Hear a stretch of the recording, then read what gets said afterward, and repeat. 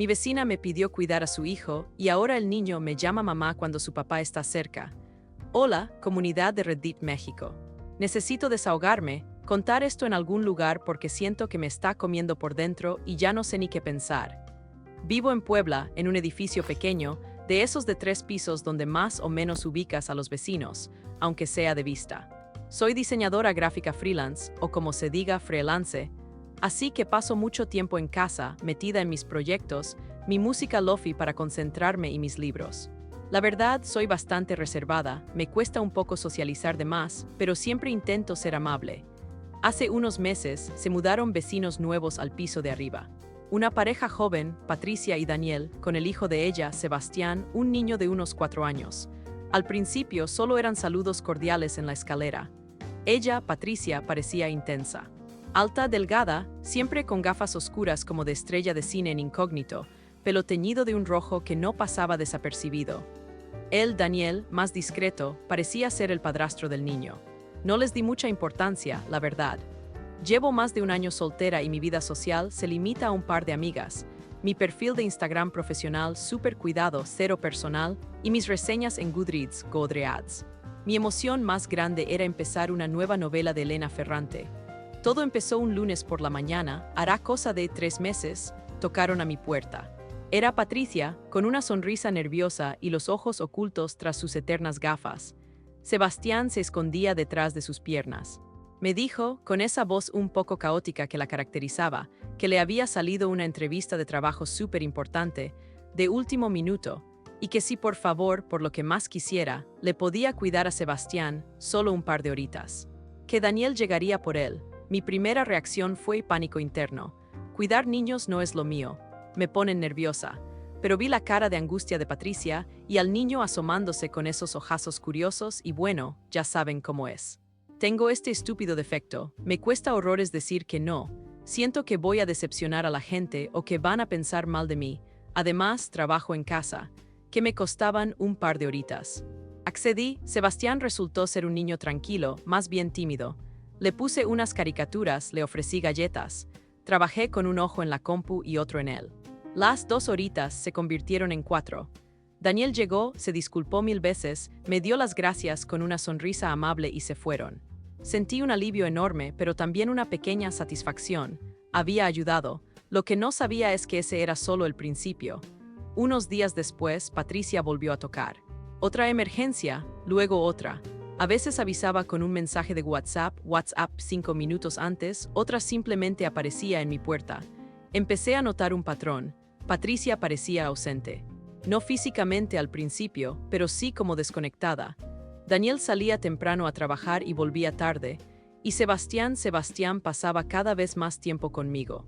Al principio me molestaba un poco la interrupción constante de mi trabajo, la falta de formalidad, pero el niño, empezó a soltarse conmigo. Me mostraba sus dibujos, me contaba historias inventadas, se reía de mis chistes malos. Descubrí que le encantaba que le pusiera la playlist de Zoe que a veces escucho para relajarme. Se sentaba en la alfombra con sus cochecitos y yo trabajaba al lado. Empecé a comprarle juguitos, fruta picada, pequeños detalles. Inconscientemente empecé a sentir cariño. Sí, un cariño genuino por ese pequeño torbellino de energía tímida. Me recordaba un poco a mí misma de niña. Las ausencias de Patricia se hicieron más largas. A veces se iba por un día entero. Luego 2, Daniel me decía que tenía asuntos familiares, que estaba buscando trabajo en otra ciudad. Las excusas eran cada vez más vagas. Yo intentaba no preguntar, mantenerme al margen, pero era inevitable no sentir una punzada de preocupación por Sebastián. ¿Quién lo cuidaba si yo no estaba? Comía bien, estaba bien él. Y entonces pasó. Una tarde, Daniel vino a recoger a Sebastián como de costumbre. Estábamos en la puerta despidiéndonos. Sebastián me abrazó fuerte las piernas, como hacía siempre. Daniel le dijo, vámonos, campeón. Y el niño, con toda la inocencia del mundo, levantó la cabeza y preguntó, ¿ya nos vamos con mamá o con la otra mamá? Se hizo un silencio helado. Sentí cómo la sangre se me iba a los pies. Vi la cara de Daniel. Su expresión cambió en un segundo. No fue enojo, no fue sorpresa, fue algo más, algo que no supe descifrar en ese momento. Cálculo, una realización repentina. Solo sé que me miró fijamente, casi como si me estuviera viendo por primera vez, Y luego forzó una sonrisa y dijo, vámonos, Sebas. Y se fueron, cerré la puerta y me recargué en ella, con el corazón latiendo a 1000 por hora. La otra mamá, yo, ¿desde cuándo? ¿Cómo había pasado esto? Sentí una mezcla de ternura y pánico. Ternura por la forma en que el niño me veía, pánico por las implicaciones. Esto se estaba saliendo de control. Tenía que poner un alto. Tenía que hablar con ellos. Pero ¿cómo? ¿Y si se enojaban? ¿Y si ya no me dejaban ver a Sebastián? Esa última idea me dolió más de lo que esperaba. A partir de ese día, las cosas se pusieron raras. Muy raras. Daniel empezó a aparecer más seguido por mi departamento, pero casi siempre solo. La excusa era traer o recoger a Sebastián, pero sus visitas se alargaban. A veces llegaba antes de la hora para platicar un poco. Me preguntaba por mi trabajo, por mi vida. Me contaba de sus problemas con Patricia, de lo difícil que era ella, de lo cansado que estaba. Y siempre terminaba con un comentario del tipo, menos mal que Sebas te tiene a ti, Laura. Contigo se siente seguro, eres un ángel. Al principio intentaba cortar la conversación, ser amable pero distante, pero él insistía. Un día llegó con un ramo de flores. Baratas de las que venden en el súper, pero flores al fin. Un detallito por todo lo que haces por nosotros, dijo. Me sentí increíblemente incómoda. ¿Nosotros o él? Otro día me trajo un café de la esquina, justo como te gusta. ¿Cómo sabía cómo me gustaba? Nunca se lo había dicho. Empezó a decirme cosas como, he estado pensando mucho en ti, Laura, o eres tan diferente a Patricia, tan estable, tan buena. Y yo, Dios, qué tonta fui. Una parte de mí, la parte lógica, la que diseña interfaces limpias y ordenadas, me gritaba peligro. Alerta roja, esto no está bien. Te estás metiendo en un lío. Él tiene pareja, tienen un hijo bueno, ella lo tiene, él es el padrastro, pero viven juntos. Pero otra parte de mí, esa parte que lleva un año sola, que escucha a Carla Morrison sintiendo cada palabra, que devora novelas sobre relaciones complicadas porque en el fondo anhela una conexión, esa parte se sentía halagada. Vista era una sensación confusa y adictiva. La soledad a veces te juega malas pasadas, te hace ver espejismos en el desierto. Intenté poner límites, de verdad que lo intenté. Un par de veces le dije, Daniel, creo que no es apropiado que hablemos de esto, o quizá deberías arreglar las cosas con Patricia. Pero él desviaba el tema, o se hacía la víctima, diciendo que yo era la única persona con la que podía hablar. Y yo, con mi maldita incapacidad para ser firme, cedía.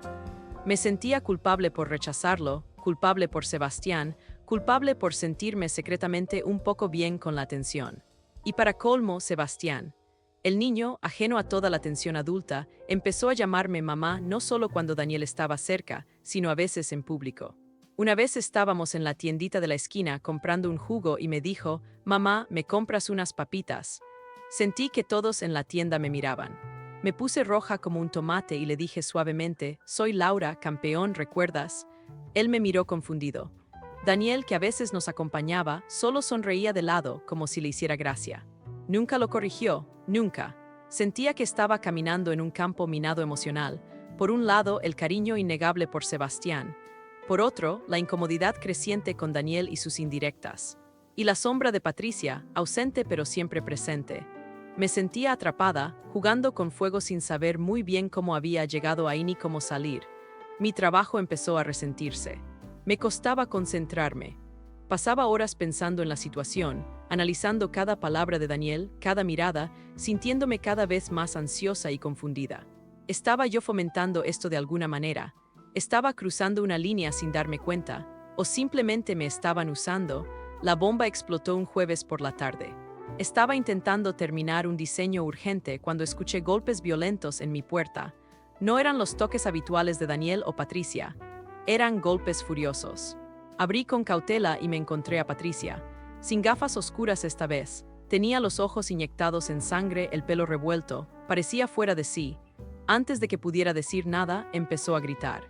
Así que aquí estás, maldita bruja, robándote a mi hijo, manipulándolo. Me quedé helada. Patricia, ¿de qué hablas? Tranquilízate. No me digas que me tranquilice. Sé perfectamente lo que estás haciendo. Te estás metiendo en mi familia. Se te nota a leguas que quieres quedarte con mi hijo y con mi pareja. La acusación me golpeó como una bofetada. Quedarme con Daniel, pero si apenas lo soportaba. Intenté defenderme, explicarle que yo solo había ayudado, que Sebastián me llamaba así por la convivencia, que Daniel, y ahí me detuve. ¿Qué iba a decir de Daniel? que me coqueteaba mientras ella no estaba, que se quejaba de ella conmigo. No te hagas la mosquita muerta, siguió gritando. Daniel me lo contó todo. ¿Cómo lo buscas? ¿Cómo le sonsacas información? ¿Crees que no me doy cuenta? Daniel le había dicho eso. Sentí una náusea terrible. Patricia, eso no es verdad. Estás entendiendo todo mal. Yo nunca. Lárgate de nuestras vidas, me interrumpió. Deja a mi hijo en paz, y a Daniel también. Dio media vuelta y subió las escaleras dando tumbos, dejando un rastro de furia en el aire.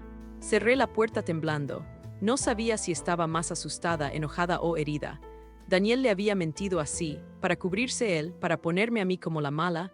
Necesitaba aclararlo. Necesitaba hablar con Daniel. Esperé a que llegara del trabajo esa noche.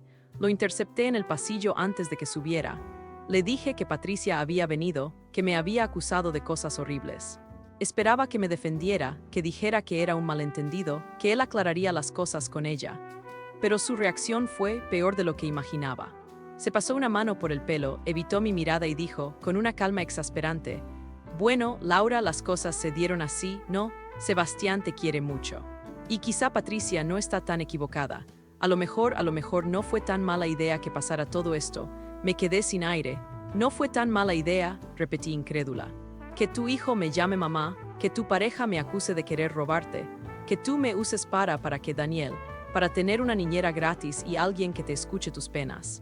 Él no respondió, solo se encogió de hombros, con esa sonrisa ladeada que ahora me parecía cínica y despreciable. Y en ese instante todo encajó. La ayuda desinteresada, las flores baratas, las conversaciones confidenciales, la pasividad ante los mamá de Sebastián. No era por mí, no era ni siquiera del todo por Sebastián. Era por ellos, por su comodidad. Patricia necesitaba a alguien que le quitara el peso de la maternidad que claramente la superaba. Daniel necesitaba una válvula de escape, alguien que validara sus quejas y le hiciera sentir menos culpable por su propia pasividad o infelicidad. Y yo había sido la candidata perfecta. La vecina amable, la solitaria con necesidad de afecto, la tonta que no sabe poner límites. Caí redondita, confundiendo la ternura que sentía por el niño con una responsabilidad que no me correspondía y la atención calculada de Daniel con un interés genuino que nunca existió. Me habían usado, los dos, y lo peor era que yo lo había permitido. Esa noche no dormí. Le di vueltas y vueltas, sintiendo una mezcla de rabia, humillación y una profunda tristeza. Pero también sentí algo más, una resolución fría y clara. Ya basta. A la mañana siguiente, tomé la copia de las llaves de su departamento que Patricia me había dado para emergencias que siempre eran ella desapareciendo, la metí en un sobre y la deslicé por debajo de su puerta. No quería verlos, no quería más explicaciones ni confrontaciones. Luego, tomé mi celular y borré el número de Daniel. Sentí un clic satisfactorio al confirmar la eliminación. Finalmente, imprimí una hoja con letras grandes y claras, ventajas de ser diseñadora. La pegué en mi puerta por dentro, donde solo yo pudiera verla al salir. No cuido niños ajenos. Pon límites, Laura, era un recordatorio para mí misma. Quizá un poco drástico, pero lo necesitaba. Las semanas siguientes fueron silenciosas, incómodas al principio. Escuchaba sus pasos arriba, las discusiones ocasionales, el llanto de Sebastián a veces. Me esforzaba por no cruzarme con ellos en la escalera. Cambiaba mis horarios para sacar la basura o ir a la tienda. Me enfoqué en mi trabajo, en mis libros, en mis playlists de siempre. Volví a mi rutina solitaria, pero esta vez se sentía diferente. No era resignación, era recuperación. Estaba recuperando mi espacio, mi tiempo, mi paz mental. Dolía un poco, sí. Extrañaba las risas de Sebastián, sus abrazos inesperados. Pero sabía que había hecho lo correcto. Un día iba caminando de regreso del mercado. Al cruzar la calle hacia mi edificio, escuché una vocecita gritar: «¡Laura!». Levanté la vista. Era Sebastián, de la mano de Patricia. Me miraba con sus ojazos brillantes desde la acera de enfrente. Por un instante, mi corazón dio un vuelco. Le sonreí, una sonrisa pequeña pero sincera, y le lancé un beso al aire.